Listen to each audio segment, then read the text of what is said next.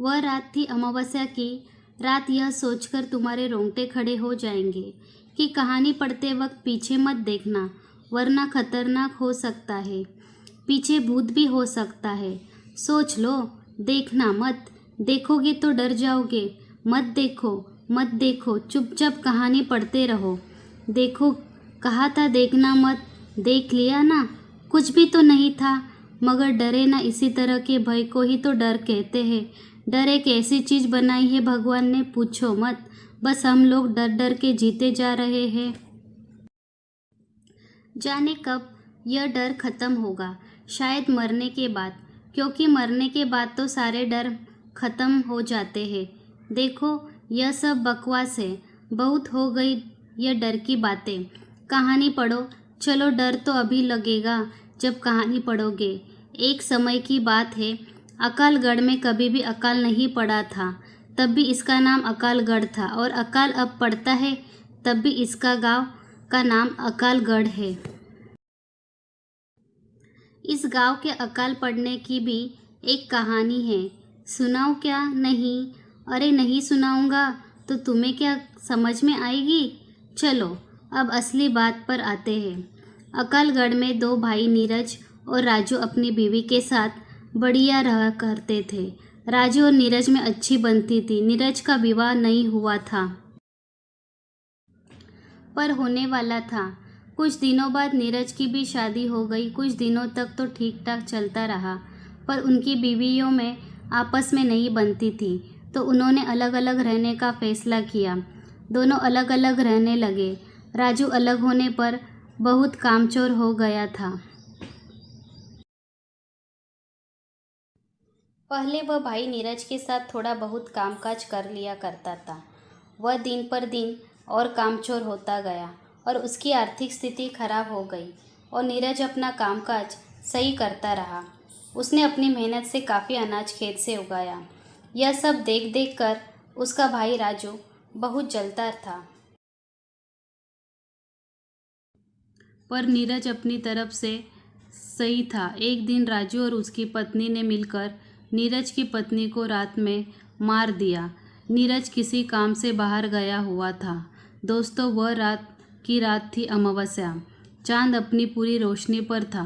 तारे टिमटिमा रहे थे। रात बिल्कुल शांत थी। उन दोनों ने उसके घर कूद कर पहले सारा अनाज चुरा लिया। जब नीरज की पत्नी को पता चला कि उसके अनाज की कोई चोरी कर रहा है, तब उसने उठकर देखा तो राजू और उसकी बीवी अनाज चुराने में लगे रहे थे। तब नीरज की बीवी ने कहा कि आप यहाँ क्या कर रहे हो? अपने ही घर में चोरी? यह सुनकर राजू और उसकी बीवी ने सोचा कि अगर इसने गांव वालों को बता दिया तो वो लोग हमें गांव से ही निकाल देंगे। इस डर के मारे उन्होंने उसकी पत्नी को मार डाला और दूर जंगल में गाड़ के आ गए। सुबह जब नीरज घर पहुंचा तो देखा कि उसका अनाज नहीं है। थोड़ा बहुत बचा था, वह बिखरा हुआ पड़ा था। जब उसने अपनी पत्नी को आवाज़ लगाई पर कोई जवाब नहीं आया। उसने सारे घर को छान डाला पर वह कहीं नहीं मिली। फिर उसने अपनी भाभी से पूछा कि मेरी बीवी कहाँ गई, तो उसने हड़बड़ा के बोला, मुझे नहीं पता, कल शाम तक तो घर पर ही थी। इतना पूछकर उसने पड़ोसियों से पूछा तो किसी ने कहा पता नहीं, और किसी ने बताया शाम तक तो वो घर पर ही थी।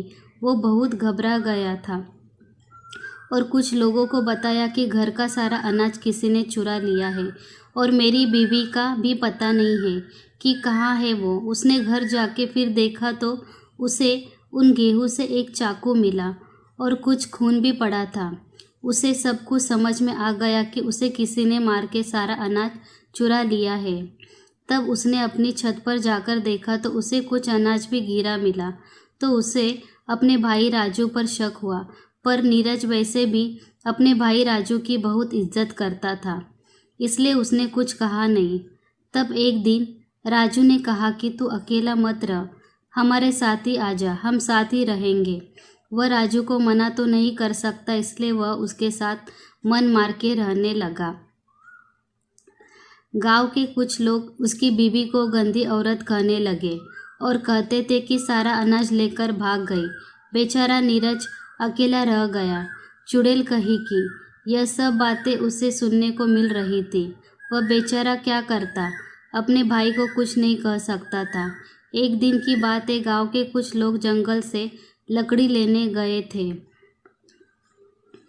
तो वे लकड़ी काट ही रहे थे, तब उन्हें किसी स्त्री के रोने की आवाज़ सुनाई दी। तो उन्होंने कहा कि इस जंगल में कौन रो रहा है, कहीं कोई रास्ता तो नहीं भटक गया। तो वो लोग जिधर से आवाज़ आ रही थी उसी तरफ चल पड़े।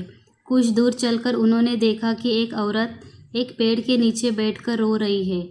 जब तक वो उसके पास पहुँचते वह गायब हो गई। उन लोगों ने जब इस तरह का दृश्य देखा तो वो घबरा गए। उनको तो पसीना छूटने लगे। तब एक आवाज़ आई कि अब तुम लोग कभी भी इस जंगल से लकड़ी नहीं काटोगे।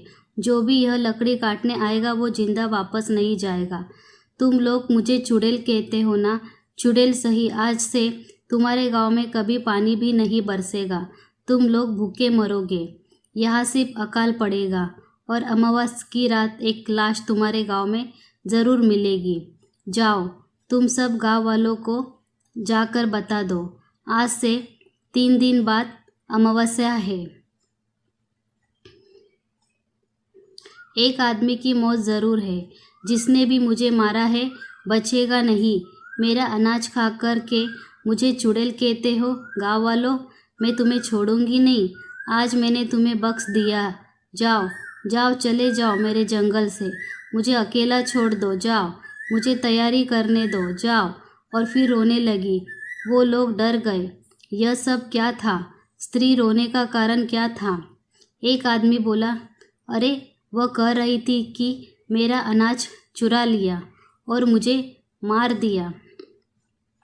इसका मतलब यह नीरज की बीवी थी जिसे किसी ने अनाज के लिए मार डाला है और वह चुड़ैल बन गई। तभी एकदम एक भयानक चेहरा उनके सामने आया। तुम लोग अभी तक गए नहीं? जाओ यहाँ से, वरना मैं तुम्हें मार दूंगी। उनके तो होश उड़ गए। भागो भागो, चुड़ैल चुड़ैल ऐसा कहते हुए वह गांव पहुँचे। सारे के सारे ऐसे हाफ रहे थे, जिंदगी में इतना कभी नहीं भागे होंगे। गांव वालों ने इस तरह उन्हें भागते हुए देखा तो कहने लगे, क्या हुआ? चुड़ैल चुड़ैल पके जा रहे हो? आगे भी कुछ बोलो। अरे तुम्हें बोलने की पड़ी है, हमारी जान पर बनी है। अरे पर हुआ क्या? तुम लोग इस तरह क्यों हाफ रहे हो? बताते हैं, पहले सांस तो लेने दो। तब उन्होंने गांव वालों को बताया कि नीरज की बीवी चुड़ैल बन गई है और उसने हमसे कहा है कि मेरा अनाज किसी ने चुरा कर किसी ने उसे मार के जंगल में दफना दिया है। और वह कह रही थी कि अब तुम्हारे गांव में कभी पानी नहीं बरसेगा और हर अमावस्या को एक आदमी की मृत्यु होगी। जब तक उसकी आत्मा को शांति नहीं मिल जाएगी तब तक यूं ही लोगों को मारेगी। एक आदमी ने पूछा, पर नीरज की बीवी को मारा किसने? कुछ लोगों ने कहा, पता नहीं, कोई तो है इस गांव में जिसने यह पाप किया है। एक हिंदू औरत को दफना दिया, पर जिसने भी यह काम किया उसकी वजह से सारा गांव मुसीबत में पड़ गया है। यह बात सुनकर राजू भी वहां पहुंच गया। सब बातें सुनकर उसके होश उड़ गए और वह घबरा सा गया और कहने लगा, वो चुड़ैल कोई और होगी। चुड़ैल नहीं बन सकती, वह तो अनाज लेकर भाग गई है। कुछ गांव वालों ने कहा, वो तो अमावस्या को ही पता चलेगा कि किसने उसकी हत्या की थी। चलो अपने घर जाओ सब लोग, जो होगा देखा जाएगा। राजू के चेहरे पर तो 12 बज ही गए थे और वह भागता हुआ अपनी बीवी के पास पहुंचा और बोला कि हम लोग अब नहीं बचेंगे। आज से 3 दिन बाद अमावस्या को वो चुड़ैल हमें मार डालेगी। वो बोली, तुम पागल तो नहीं हो गए? तुम्हारी तबीयत तो सही है क्या? क्या हो गया है? चुड़ैल हमें मार डालेगी? कौन चुड़ैल? अरे वही नीरज की बीवी जिसको हमने मारकर जंगल में दफना दिया था। क्या? हाँ, वो सारे गांव वाले कह रहे थे। नीरज ने यह सारी बात चुपकर सुन ली थी और अनजान बनकर बोला, भैया इतना क्यों डरे हुए हो? कौन तुम्हें मार डालेगा? राजू, अरे नहीं, वो तो मैं तुम्हारी भाभी को उस चुड़ैल के बारे में बता रहा था। फिर यह सुनकर नीरज चला गया, पर राजू की रातों की नींद खराब हो गई। वह बहुत डरा हुआ था। वह सपने में भी उस चुड़ैल को देखकर डर जाता था और उसकी पत्नी बहुत परेशान थे। उसकी पत्नी सोचती थी कि पहले वो मुझे मारेगी और वो अपना सोचता था। दोनों ही डरे हुए थे। उन्हें समझ में नहीं आ रहा था कि क्या करें। 2 दिन ऐसे ही निकल गए। तीसरे दिन अमावस्या थी। सारा गांव डरा हुआ था। सब लोग यही बात कर रहे थे, पता नहीं आज किसकी मौत है। शाम होते ही सब लोग दरवाज़ा बंद करके सो गए। रात के 12 बज गए। सारा गांव जाग रहा था। नीरज तो बेफिक्र होके बाहर ही सो रहा था। गांव वालों को तो उस मनहूस घड़ी का इंतज़ार था। सारे गांव वाले डरे हुए थे। कुत्ते भौंक रहे थे। पता नहीं कौन सी कयामत आने वाली है। अचानक किसी स्त्री की रोने की आवाज़ सुनाई दी। सारे लोग डर गए। वो समझ गए कि वो आ चुकी है। नीरज ने देखा कि एक औरत रोते हुए उसकी ओर आ रही है। बाल फिक्रे हुए चेहरे पर चांदनी रात में उसकी आंखें चमक रही थी। वह पहले तो डरा। वह उसके पास आकर बोली, तुमने मेरी खबर तक नहीं ली कि मैं कहाँ चली गई हूँ। तुम भी इन गाँव वालों की बातों में आ गए। तुम्हें पता है सब, जब तुम उस दिन बाहर गए थे, उस दिन इन लोगों ने मुझे मारकर सारा अनाज चुरा लिया था। हाँ, मैं जानता था कि कुछ तो ज़रूर हुआ है, पर तुम इस हालत में मैंने कभी सोच भी नहीं सकता। और तुम मेरे भाई को मारने के लिए यहाँ आई हो। जाओ, लौट जाओ। भगवान ने चाहा तो सब कुछ ठीक हो जाएगा। मैं भगवान से प्रार्थना करूँगा। वो चिल्लाई, नहीं, तुम्हें तो मेरे साथ होना चाहिए था। तुम भी इन गाँव वालों की तरह बन गए। भगवान क्या खाक ठीक करेगा? अब मैं इस गांव को बर्बाद करूंगी। और तुम्हें क्या लगता है कि मैं तुम्हारे कहने पर तुम्हारे भाई को छोड़ दूंगी? नहीं। मैं इस दिन के लिए कितना रोई हूँ और कितना तड़पी हूँ। मैं उसे नहीं छोड़ने वाली। उन दोनों में से एक की मौत आज ज़रूर है। नीरज, नहीं, तुम ऐसा नहीं कर सकती। तुम मेरे बीच में मत आओ। नहीं, मैं भूल जाऊंगी कि तुम मेरे पति हो। हट जाओ। उसने उसे रोकने की कोशिश की। उसने नीरज को ऐसा धक्का मारा, नीरज हवा में उड़ता हुआ ज़मीन पर आ गिरा और वह बेहोश हो गया। यह सब राजू की बीवी गेट के छेद से देख रही थी। उस चुड़ैल ने गेट में धक्का मारा और उसकी बीवी के बाल पकड़ के बोली, चुड़ैल तो तू है ना? तूने मेरा सब कुछ छीन लिया। अब तुम्हें नहीं छोड़ूंगी। उसने राजू की बीवी का कलेजा चीर के उसका दिल निकाल लिया। हा हा हा, अब मुझे थोड़ा सुकून मिलेगा। अब की बार तेरी बारी है। कहाँ छुपा है तू?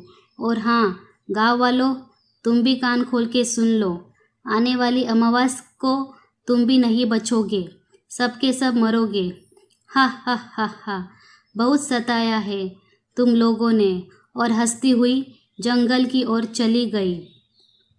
सारे गांव वाले बाहर आ गए और नीरज को उठाया और उसे पानी पिलाकर होश में लाए। उसने अपनी भाभी को मारा हुआ देखकर वह खूब रोया। तब तक राजू भी बाहर आ गया। उसने यह सब देखकर उसकी भी आंखों से आंसू निकल गए। सारा गांव रो रहा था। सुबह उसके शव को जलाया। सारे गांव वाले राजू से भला बुरा कह रहे थे कि इसकी वजह से हम लोग सब लोग एक दिन ऐसे ही मरेंगे। सारे गांव वाले, हाँ, इसकी ही वजह से हमारे लिए यह मुसीबत खड़ी हुई है। इसको तो नरक भी नहीं मिलेगा। अपने ऐसे भाई के साथ तूने धोखा किया है। तो दोस्तों, यह थी एक अमावस्या की रात की एक चुड़ैल की कहानी। यह एक काल्पनिक है और मनोरंजन के लिए बनाई हुई है। दोस्तों, उम्मीद करती हूँ कि आपको हमारी कहानी पसंद आई होगी। कहानी पसंद आई है तो वीडियो को लाइक करें, चैनल पर नए हैं तो चैनल को सब्सक्राइब करें और हाँ, नोटिफिकेशन बेल आइकॉन को ज़रूर दबाएं ताकि अगली अपडेट सबसे पहले आपको मिले। तब तक के लिए धन्यवाद।